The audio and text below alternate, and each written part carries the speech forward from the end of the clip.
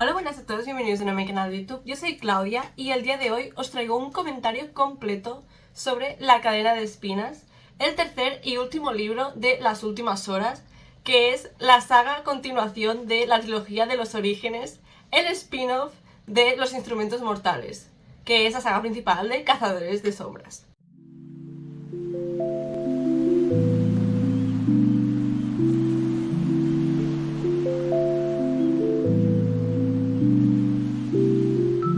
Como veis, el día de hoy sí que tengo micro, vamos mejorando. Es la segunda vez que empiezo a grabar este vídeo, porque tenía que ajustar el micro y toda la cuestión, pero ya lo tengo preparado, está todo en funcionamiento, espero que todo esté correcto. Primero os voy a hacer como una pequeña reseña de la trilogía y del libro, sin spoilers, y luego ya me voy a meter en spoilers porque tengo muchas cosas que decir, muchas opiniones. Me lo leí, este libro, hace meses. Me preparé un guión a medida que iba leyendo y cuando lo terminé de leer, y lo he dejado ahí reposar durante meses y meses porque estaba muy en conflicto conmigo misma. No estaba muy segura de si quería subir este vídeo, de si lo que estaba pensando en el momento en que me lo terminé se iba a sostener después de dejar reposar el libro y la información y todo. Pero sí, meses después estoy aquí, mis opiniones siguen siendo las mismas. Es más, creo que se han reforzado y estoy preparada para compartirlas con todo el mundo. La trilogía de las últimas horas nos presenta a los hijos de los personajes de la trilogía de los orígenes. Así que si no os habéis leído los orígenes, no empecéis leyendo las últimas horas porque os haréis spoiler del final. O sea, no haréis un spoiler de como todos los libros, pero del final sí que sí os vais a hacer un spoiler enorme. Así que empezad por los orígenes, que creo que es una de las mejores trilogías de Cassandra Clare y una de las mejores instalaciones de Cazadores de sombras así en general. Como personajes tenemos a un montón. En este caso Cassandra Clare nos ha dado un elenco de personajes enorme y no como 3 o 4 personajes así principales, habiendo 2 que son como los más importantes y luego el resto son como principales secundarios. Pero en este caso todos los personajes que os voy a mencionar a continuación tienen importancia en la historia y tienen sus propias historias personales, sus propios arcos de personaje, y la verdad es que es algo de lo que más me fascinó cuando empecé a leer esta trilogía. Y tenemos por primer lugar a James y Lucy Herondale, que son los hijos de Will y Tessa, nuestro Will y nuestra Tessa de los orígenes, que son los protagonistas más importantes de los orígenes. También tenemos a Cordelia Casters, que es como la prima de James. O sea, Jem de los orígenes, creo que es su prima, no estoy segura, son de la misma familia, básicamente. Y también está el hermano de Cordelia, que es Alastair. Alastair. No sé cómo se pronuncia su nombre, lo siento mucho. También tenemos a Matthew Fairchild, Matty, uno de mis personajes preferidos, he de decir, que es hijo de Charlotte y Henry, y es el parabatalla de James, que para los que supongo que ya sabéis, ya os habéis adentrado en el mundo de Cazadores de sombras, y no sé qué estáis haciendo viendo esto, pero para los que no tenéis ni idea, un parabatall es como un hermano de armas, son como almas gemelas, están unidos a nivel espiritual, pero es muy heavy, es decir, son como mejores amigos nivel hardcore. Y es un poco intenso y un poco dramático, sinceramente. También tenemos como personajes importantes a Bárbara, Eugenia y Thomas Lightwood, que son hijos de Gideon y Sophie. Anna y Christopher Lightwood, que son sus primos y son hijos de Gabriel y Cecily. Gabriel y Gideon son hermanos. Y pues todos estos personajes son primos. También tenemos a Grace Blackthorne, que es la hija adoptiva de Tatiana Blackthorne, anteriormente Lightwood, que Tatiana es hermana de Gideon y de Gabriel, así que también vendría a ser como prima de los Lightwood, pero adoptada. Y Grace tenía un hermano que se llamaba Jesse Blackthorne, que ese sí que es hijo natural de Tatiana, pero Jesse está muerto. Pero sigue siendo importante para la trilogía, ¿vale?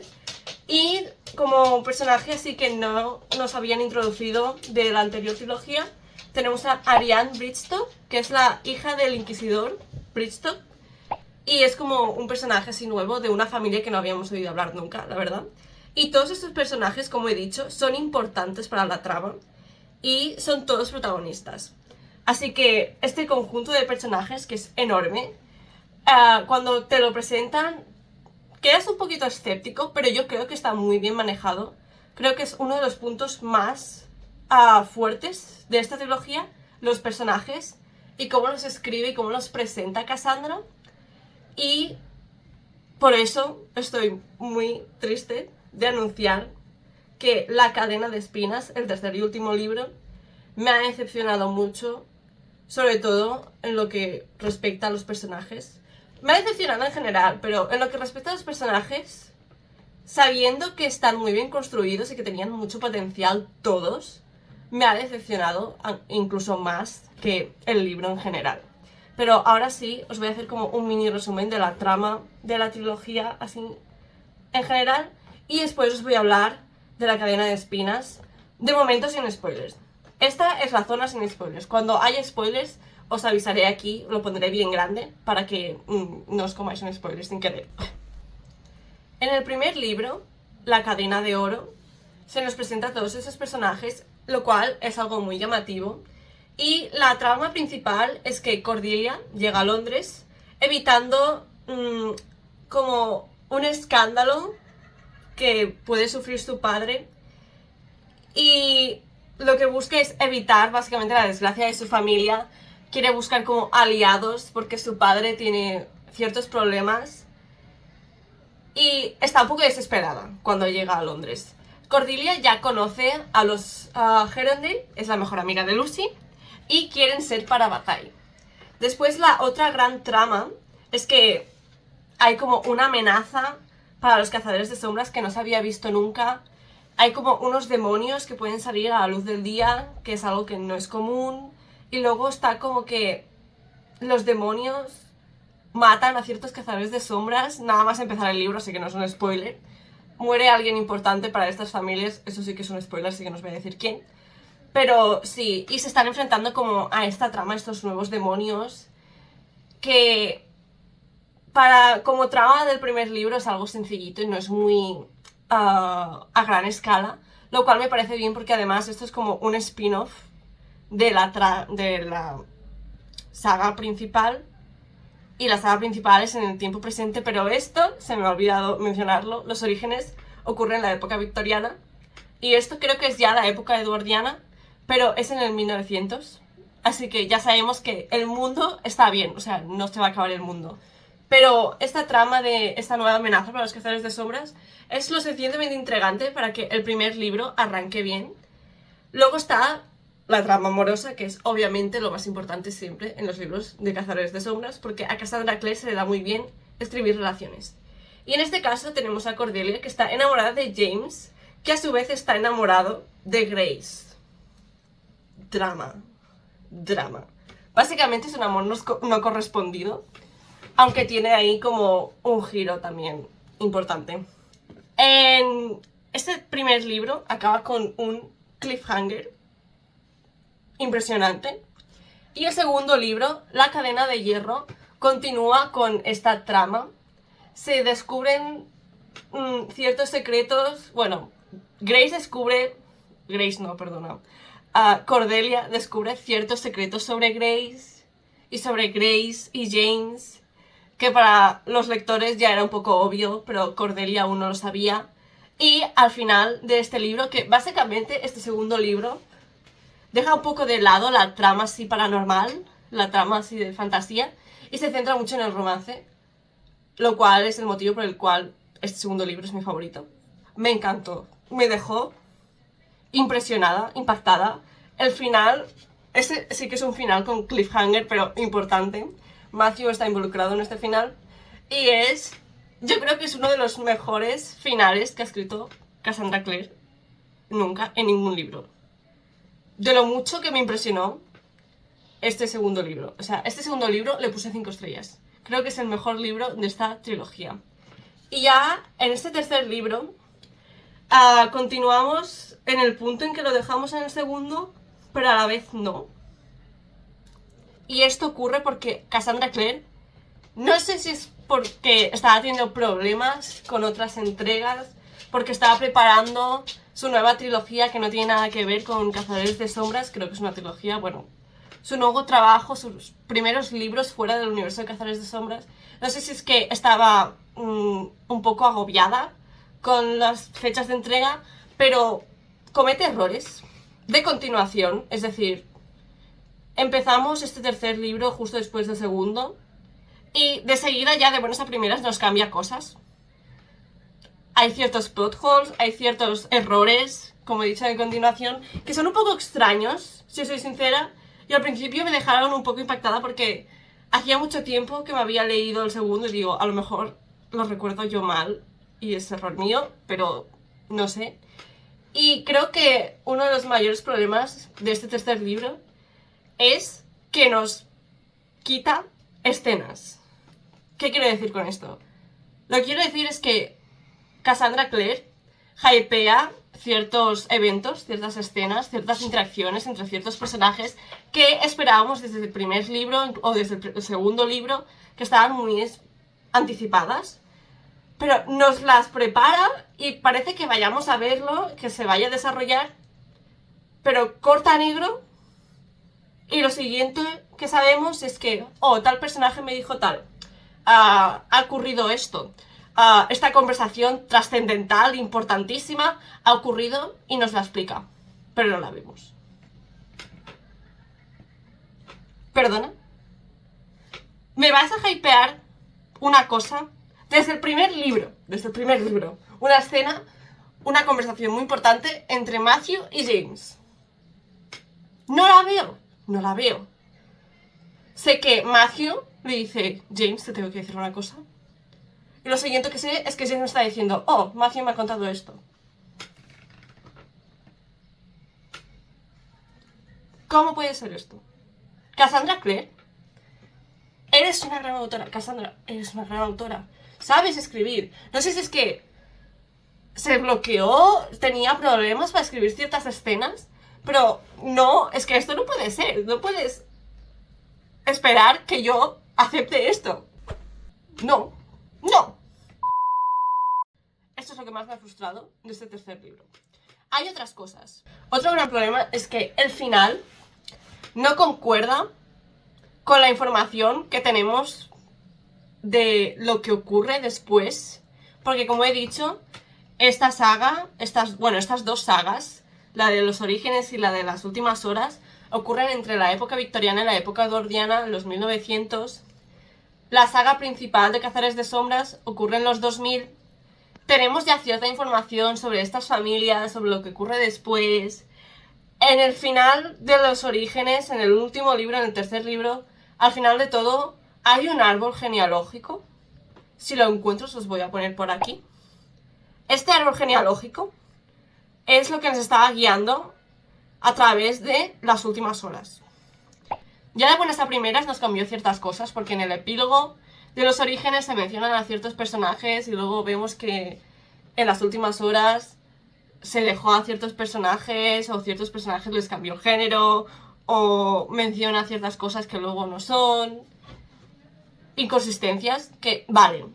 Quizá no lo tenía todo planeado y lo acepto, pero que me acabe las últimas horas y me deje cosas abiertas, tramas de las últimas horas que nos las presentaron en las últimas horas y las tendría que haber cerrado, no me parece bien. Creo que el final queda muy abierto. El desarrollo y la conclusión de ciertos personajes se han quedado cortos, sinceramente. Para las esperanzas y el potencial que tenían todos estos personajes, por ejemplo, Matthew acaba la trilogía básicamente como la empezó. Creo que peor de lo que la empezó. Y tengo ciertas opiniones sobre Matthew, pero todo esto os lo voy a hablar en la categoría de spoilers. Pero sí, yo creo que en este caso Cassandra Clare nos puso expectativas que luego no nos ha conseguido cumplir. Y no es que nosotros como fans, como lectores, nos pusiéramos expectativas que luego no se cumplieron, sino que ella nos preparó ciertos personajes y ciertas tramas y nos dijo que llegaríamos a ciertos puntos que luego no hemos llegado. Y creo que eso está muy feo. ¿Vale? No sé si se me está dando a entender.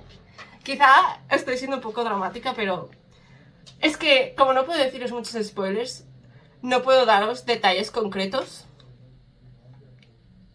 Y quizá estéis diciendo, está siendo un poco exagerada, ¿no? Pero no. Ahora en la sección de spoilers sabréis por qué estoy tan enfadada y tan decepcionada con este tercer libro. Como conclusión así de esta reseña general de la trilogía y de este tercer libro, del tercer libro decir que se ha quedado corto, faltaban escenas, parecía como que lo hubiera escrito así con prisas. Creo que es el peor libro, creo que es uno de los peores libros que ha escrito, junto al cuarto libro de los Instrumentos Mortales, que me parece que es Ángeles Caídos, no tengo ni idea. Tengo ese libro muy borroso, porque es bastante malo, sinceramente. Pues este tercer libro de las últimas horas está cerca de esa categoría de malo, de ese nivel de... Está bien, pero no está bien, ¿sabéis? Y como trilogía, este final, porque a mí me importan mucho los finales, creo que este final es un final malo, y eso a la trilogía pues le resta puntos. Esta trilogía tenía mucho potencial para convertirse en mi trilogía favorita de Cazadores de Sombras. Tenía potencial para convertirse en una de las mejores trilogías que Cassandra ha escrito nunca. Nos presenta una fórmula diferente a todo lo que nos ha presentado hasta este momento en el universo de Cazadores de Sombras. Nos presenta muchos personajes, nos presenta muchas tramas y nos presenta todo esto muy bien construido. Pero luego el final no lo cierra todo bien. Nos lo empieza a construir bien, el desarrollo va más o menos bien, pero luego el desenlace es un flop. Y un flop convierte esta trilogía en una trilogía más bien regulín, que me da mucha pena decir, pero creo que esta trilogía es la peor trilogía de Cassandra Clare.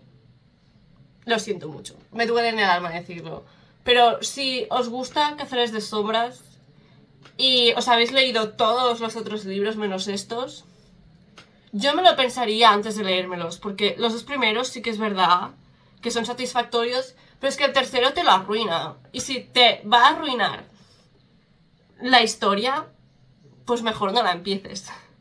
Es mejor no haber sabido en un principio que saber y luego decepcionarte. ¿Me entendéis? Ahora llevo como 20 minutos dándoos la lata de la parte sin spoilers, lo cual no tiene mucho sentido porque creo que sin spoilers, sin poder hablaros de los detalles, simplemente me habéis visto a mí quejándome y diciéndoos cosas a medias durante X tiempo. No sé cuánto va a durar esta primera parte, voy a recortarla seguramente, pero sí, ahora sí que sí, voy a hablaros sobre spoilers. Spoilers sobre toda la trilogía de las últimas horas. No voy a mencionar mucho los orígenes, así que no os preocupéis por eso, pero las últimas horas voy a hacer spoilers de los tres libros, básicamente, porque hay cosas que quiero mencionaros sobre el último libro que tienen referencia a los otros dos libros, así que sí. Spoilers. A partir de aquí, spoilers. Lo primero de lo que os quiero hablar es esa cosa tan irritante que me ha fastidiado tanto y que quizá en la primera parte me ha dejado un poco para allá, mientras os intentaba explicar, y es que faltan escenas. ¿Qué escenas faltan? Me las he apuntado. En primer lugar, la conversación de Grace y Cordelia. ¿Qué es esta conversación? Pues, en este caso, creo que Grace está en la ciudad silenciosa porque se acaba de entregar.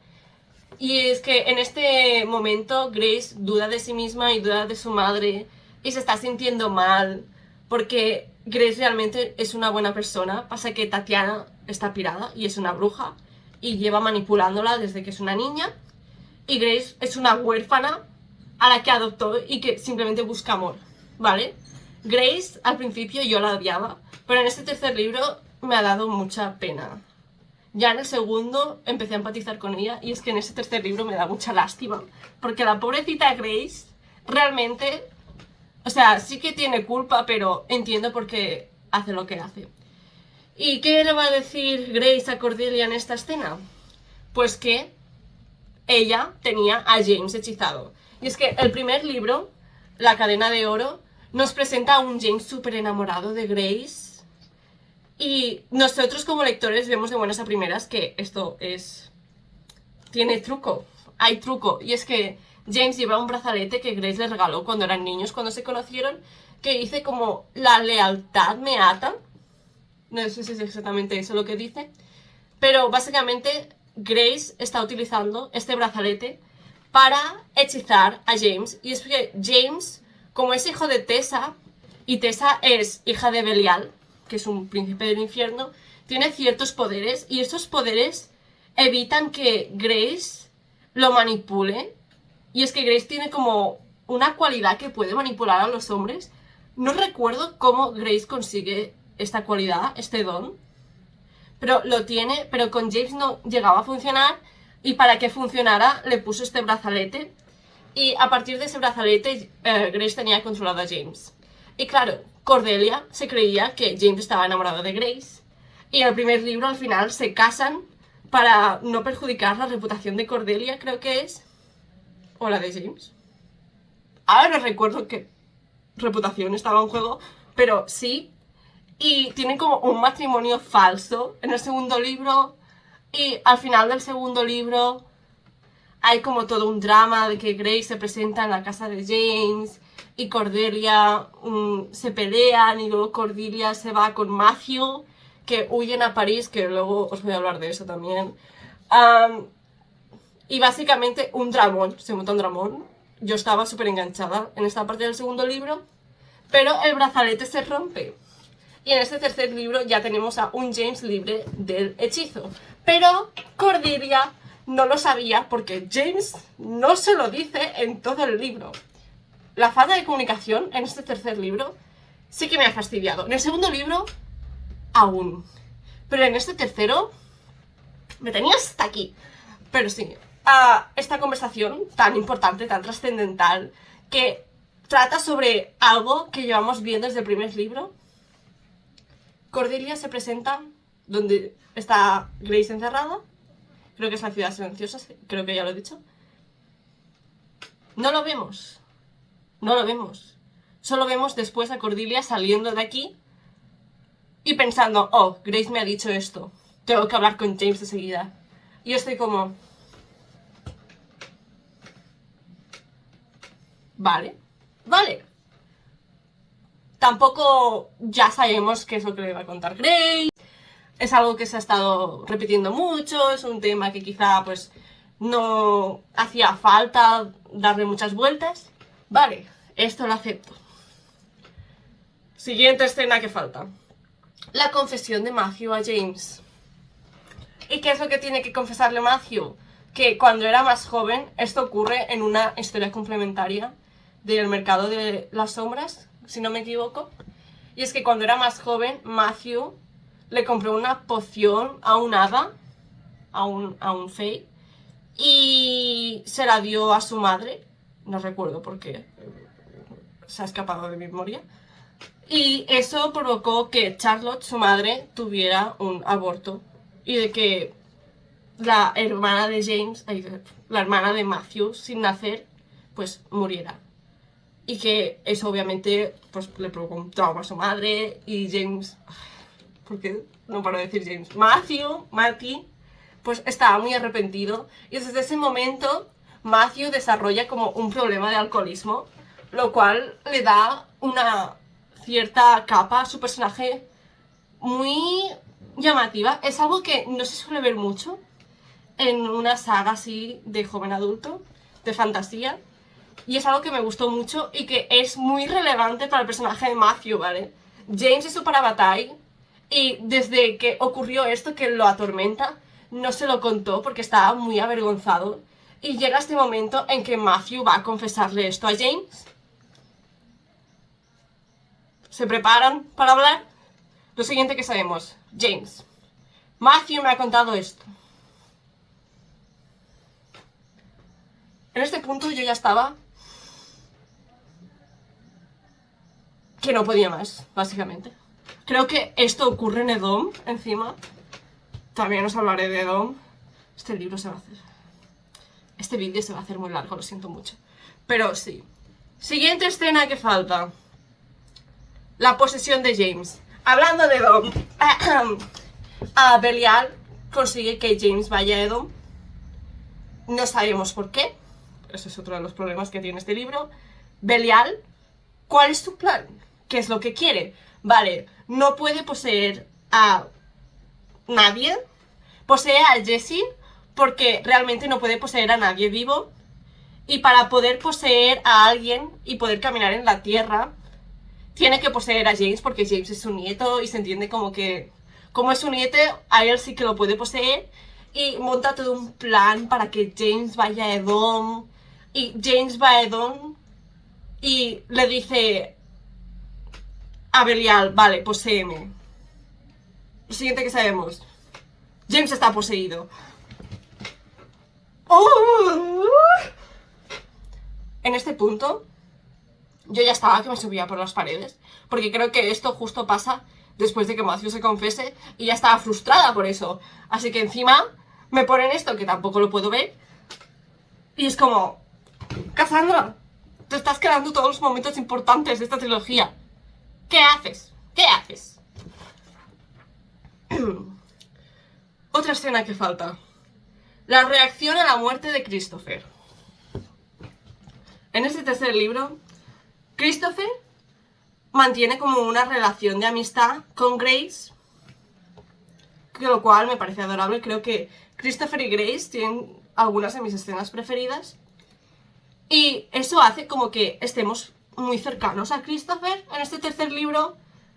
En los otros libros Christopher no era como tan importante como otros personajes y era como, vale, Christopher está ahí, es una parte del grupo, pero poco más. Nos presentan estas escenas, nos presentan esta relación con Grace que tiene mucho potencial. Y en la batalla, en el instituto, que no sé quién se pelea con quién, creo que Belial envía a los cazadores de sombras poseídos. A los hermanos silenciosos poseídos, es verdad. Posee como a los hermanos silenciosos y los envía al instituto. Y Christopher muere. Capítulo después... Bueno, estamos huyendo de Londres porque obviamente no nos podemos quedar aquí porque Belial está controlando Londres. ¿Y Christopher? Está muerto. Está muerto. Habéis visto todos que está muerto, vale, sí. Habéis llorado media página y luego habéis pasado de él. ¿Esto qué es? ¿Esto qué es? Para este punto yo ya estaba como... Vale. Nada de lo que pasa tiene relevancia para los personajes. Todas las partes emocionales que nos estaba prometiendo este libro, que Cassandra Clare nos prometió que veríamos en este libro, no las estamos viendo, las está pasando por encima, nos las está explicando. Es como, show not tell, no me lo cuentes, enséñamelo, pero enséñamelo, enséñamelo. Pero sí, otra escena que estoy saltando un poco de un lado para otro, pero otra escena que falta, que me hizo mucha rabia, es las runas de matrimonio. ¿Qué son las runas de matrimonio? Son como unas runas que los cazadores de sombras se ponen el uno al otro para validar el matrimonio. Hay una que se la ponen en público en el momento en que se casan. Hay una que se ponen en público. Y luego hay otra que se ponen en privado cuando... ¿sabéis? Y James y Cordelia no se ponen esa segunda runa porque obviamente lo suyo es un matrimonio falso. Pero hablan en el segundo libro de que se la van a poner igualmente porque a Cordelia la visten, porque claro, estamos en la época eduardiana, tienen sirvientes, y por si alguien sospecha. Y que luego ya se las quitarán. Y no vuelven a hablar de esto, pero se entiende que esto va a pasar y que es importante, es trascendente para su relación. Llega al final del libro, estamos en el epílogo, y de golpe y porrazo mencionan las runas de matrimonio y yo estoy como, ¿qué? ¿En qué momento? ¿En qué momento ha pasado? Yo no. las runas de matrimonio, esa parte tan importante de la relación de James y Cordelia, y no lo vemos. ¿Veis el patrón? ¿Veis mi problema? ¿Veis el problema? Lo veis, ¿verdad? Yo creo que es obvio. Pues sí. Y hay más problemas. Ahora os voy a hablar sobre los otros problemas. Lo siguiente de lo que os quiero hablar es las inconsistencias y los plot holes, porque hay muchos plot holes. Lo primero, el viaje a Dom. ¿Qué sentido tiene? No lo sé. Belial, ¿cuál es su plan? Tampoco lo sé. Bueno, sí que lo sé, pero es estúpido. Su plan durante estos 3 libros era ser el rey de Londres. ¿Por qué? No lo sé. ¿Londres? ¿Por qué quieres Londres? Es una ciudad, vale. Pero echa a todos los cazadores de sombras y echa a todos los mortales. ¿Sobre qué vas a gobernar? ¿Los demonios que traes tú? ¿Los hermanos silenciosos poseídos? Muy bien, vale. Sí. ¿Echa a todos los mortales? Ahora no lo sé. No sé si echa a los mundanos o no los echa.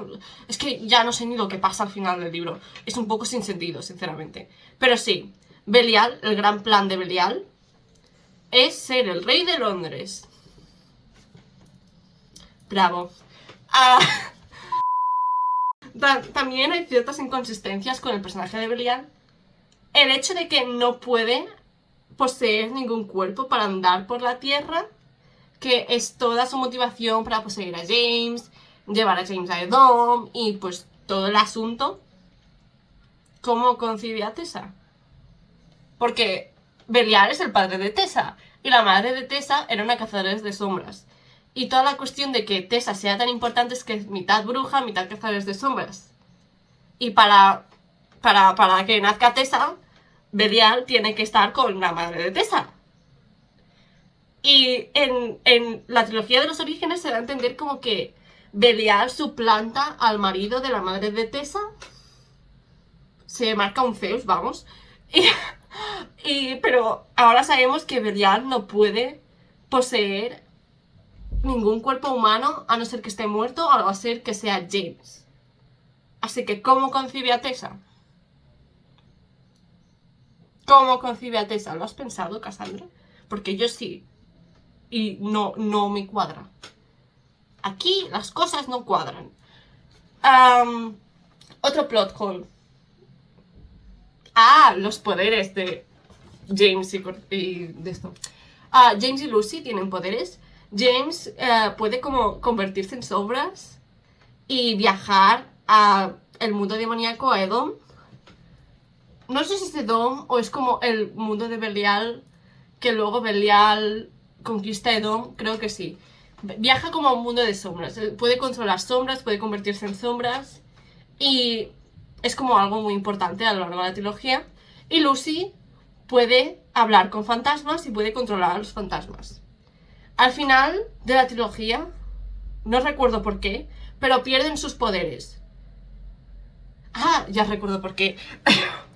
Esto también, esta parte también tiene muy poco sentido, pero básicamente matan a Belial y como Belial es un príncipe del infierno, no puede morir, pero esa versión de Belial deja de existir y por tanto, como Belial no existe, James y Lucy dejan de ser sus nietos, algo así, y pierden sus poderes. ¿Esto significa que Tessa deja de ser su hija?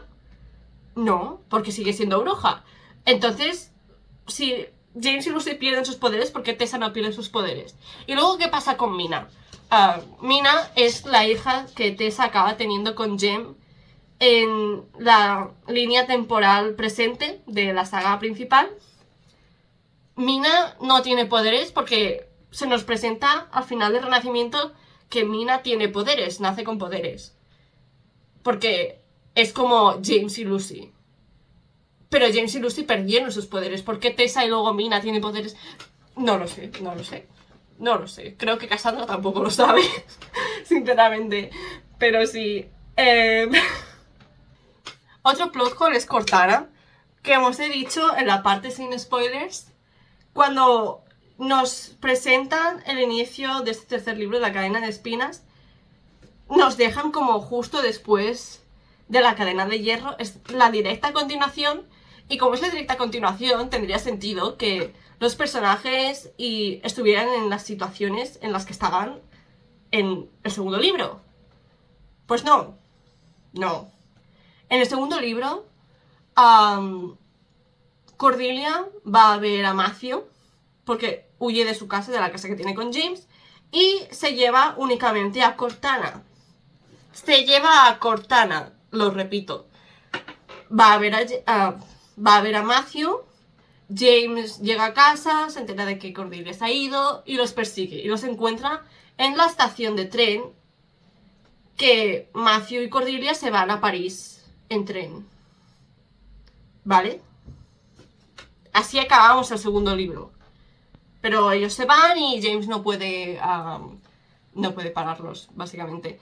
Y James dice en el segundo libro que va a perseguirlos y va a recuperar a Cordelia, porque ya se ha liberado del hechizo de James, del hechizo de Grace. Me estoy liando con los nombres, lo siento mucho. Así acabamos el segundo libro, con James que quiere ir a buscar a Matthew y a Cordelia, que se han escapado a París y que Cordelia tiene a Cortana. ¿Cómo empezamos el tercer libro? Matthew y Cordelia llevan semanas en París. Cordelia no tiene a Cortana, porque al parecer Cortana se quedó con Alastair, su hermano. ¿Cómo? No sé, se teletransporta a Cortana al parecer. Porque otra razón no puede haber, porque Cordelia tenía a Cortana. La tenía, lo dice explícitamente al final del último libro, que se lleva solo a Cortana. Y James no ha ido a buscar a Cordelia y a Matthew, porque está con su padre y con James, buscando a Lucy. Que vale, lo entiendo. Al final, su padre, Will Herondale, llega a la estación y le dice que Lucy ha desaparecido porque se ha ido con Jesse y con Malcolm Fate, que es como el malo de la trilogía de Renacimiento, a Escocia, creo que es, no sé, se ha ido a campo para resucitar a Jesse. Y pues obviamente James quiere ayudar a buscar a su hermana, y eso lo entiendo. Pero que Cordelia esté con Matthew en París, no nos enseñan mucho de París, sinceramente. Hay ciertas menciones de personajes de la saga principal, lo cual es un poco gracioso. La señora Dodds,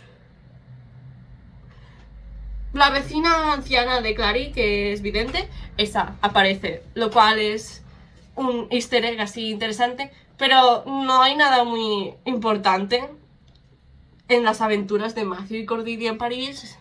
Hay ciertos momentos que son cute, vale, son monos, pero poco más. Y además, Cordelia no tiene a Cortana. Y no la tiene porque es que se nos dice específicamente que no la tiene. Y en el anterior libro se nos dice específicamente que sí que la tiene. Así que Cortana se teletransporta. Es la única manera de que esto tenga sentido. Y estos son los plot holes. Pero aún tengo una última cosa que decir sobre La cadena de espinas. Tengo un último tema de conversación que quiero compartir con vosotros. Y este es un hot take. Y es que creo que Matthew debería haber muerto. ¿Por qué? Porque ahora os voy a explicar por qué. En Princesa Mecánica, el último libro de los orígenes, se nos presenta un árbol genealógico. ¿Y qué hay en ese árbol genealógico? Pues todos los personajes principales de los orígenes, sus hijos, que son los personajes principales de las últimas horas, y con quién se casan sus hijos, y quiénes tienen hijos, y cuáles de esos hijos acaban dándonos a los personajes de la saga principal. Que en ese momento es como, ¡uy, qué chulo! Es como un pequeño regalo para los fans. Este árbol genealógico, que os lo voy a poner por aquí, no coincide con lo que ocurre después en las últimas horas. Primer problema: Christopher y Grace, que en el árbol genealógico pone que se casan y tienen descendencia, creo, no sé, no me acuerdo, pero pone que se casan. Christopher muere, así que no se casan nunca. Si llegan a tener hijos, no los tienen esos hijos. Ana creo que no existe en el árbol genealógico original. Sí que es verdad que en el epílogo de Princesa Mecánica mencionan a los hijos de Cecily, no mencionan que tenga ninguna hija, así que quizá Cassandra Clare no tenía pensado incluir a Ana. Pero también nos ponen que Matty, nuestro Matty, no se casa nunca y muere joven. Muere antes de que la mayoría se mueran, básicamente. No sé si nos ponen una fecha específica. Bueno, creo que nos pone una fecha específica, pero no sé si la fecha coincide con las fechas de las últimas horas. Pero sabemos que Matthew muere. Es decir, en el árbol genealógico, Matthew muere. No se casa nunca, no tiene hijos, ¿vale? Lo sabemos. Y lo sabíamos cuando empezamos a leer las últimas horas.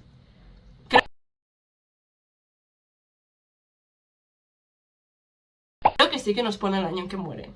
Así que sabíamos que Matthew iba a morir. ¿Y qué hizo Cassandra Clare? Vio que la gente adoraba a Matthew y se acobardó. Yo creo que lo tenía planeado, pero se acobardó. ¿Por qué creo que lo tenía planeado? Porque hay varias instancias en que Matthew casi muere en este tercer libro, que podría haber muerto, o que creo que estaban como preparando su muerte. Varias escenas. La primera, el viaje a Dom. Creo que está claro que aquí Matthew debería haber muerto. Es más, Matthew está al borde de la muerte. Y creo que esto, además, es lo que da origen a el plan de James de sacrificarse para acabar con Belial.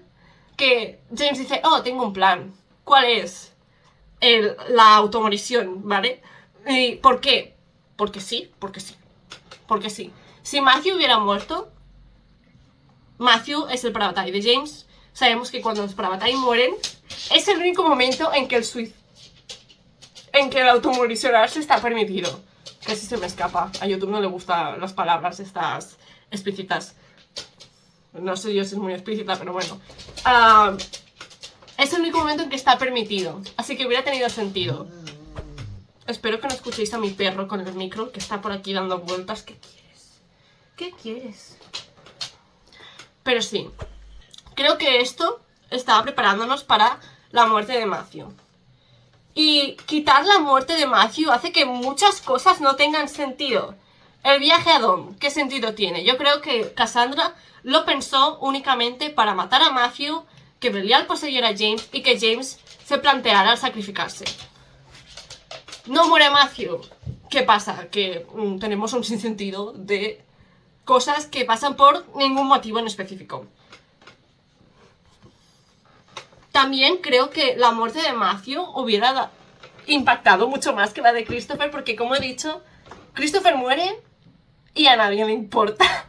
Es muy cruel decirlo, pero es que a nadie le importa. Se mueren, lloran un poco y luego siguen adelante. Pero si Matthew hubiera muerto, James, fatal. Su Parabatai muerto, ¿qué razón tiene para vivir? Cordelia, vale, pero Cordelia en este punto está que medio no le cae bien James, ¿vale? Y claro, ¿qué tendría que haber hecho James para deshacerse de Belial? Sacrificarse. Eso ya nos hubiera impactado muchísimo. Cordelia había desarrollado una relación muy fuerte con Matthew. Si Matthew muere, Cordelia queda destrozada. Todos sus amigos destrozados. Sus padres destrozados. Su hermano, que es un importante. Incluso que creo que le habría dado como... No habría sido tan emocional como con el resto, pero que creo que le habría dado como una dimensión más humana al hermano de Matthew, que no he mencionado que Matthew tenía un hermano. Matthew tiene un hermano. Es un idiota importante, no me cae bien, pero tiene ciertas cualidades un poco así más humanas que se reflejan en este tercer libro, que si Matthew hubiera muerto, me hubiera puesto un poco triste ver la reacción de su hermano a su muerte. Y creo que la muerte de Matthew... Mi perro está aquí, lo siento mucho. Creo que la muerte de Matthew hubiera dado a este tercer libro el impacto emocional que todas esas escenas que no nos ha escrito y que no nos ha enseñado, pues le han quitado. Y por eso creo que Matthew debería haber muerto en este tercer libro, básicamente.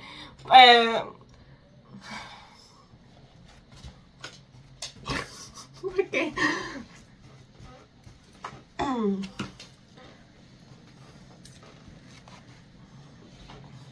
Espérate. Y después de toda esta chapa que os he dado, he de decir que no tengo nada más que deciros. Sé que he hablado mucho, sé que la mitad de lo que he dicho ha sido como muy emocional. Lo he dicho desde una parte muy honda de mi corazón, lo he dicho un poco enfadada. Al principio seguramente no se me ha entendido, pero es que tenía muchas opiniones que dar. Y es que creo que La cadena de espinas ha destruido una trilogía que me encantaba. Y la ha destruido. Y me he enfadado mucho porque nunca había odiado un libro de Cassandra Clare. Y este libro ha estado a este punto de hacer que lo odie.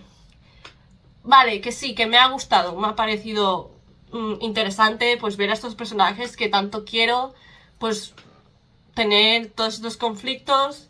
Había una pareja de la que no se ha hablado nada, que es Alastair y Thomas, que me entusiasmaba mucho. No sé por qué, casi no se los menciona en el segundo libro, tiene muy poquitas escenas, pero me apasionaba ver más de ellos, se ve más de ellos y me gusta lo que se ve, me gusta. Así que sí que tiene partes positivas, pero es que creo que este tercer libro realmente arruina la trilogía de las últimas horas. Y eso me da mucha pena. Así que por eso os quería hacer este vídeo, por eso os he dado tanto la lata, pero lo siento mucho. Si os habéis quedado hasta aquí, muchas gracias, pero si no, no pasa nada. Y esto es todo, así que, como siempre, dadle like, comentad, suscribiros, pasaos por mi Instagram, que normalmente suelo subir más cosas, y nos vemos la próxima. ¡Adiós!